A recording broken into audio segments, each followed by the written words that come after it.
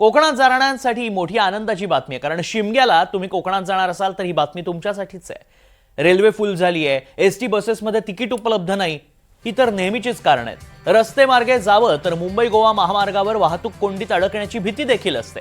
त्यामुळे आता कोकणवासियांसाठी चौथा पर्याय देखील खुला झालाय, तो म्हणजे समुद्रमार्गे बोटीनं तळ कोकणात जाता येणार आहे। 1 मार्च पासून भाऊचा धक्का ते विजयदुर्ग अशी फेरी सुरू होतीये। त्यामुळे आता कोकणात जाण्यासाठी मुंबईकरांना आणखी एक सोयीस्कर आणि पर्याय मिळालाय।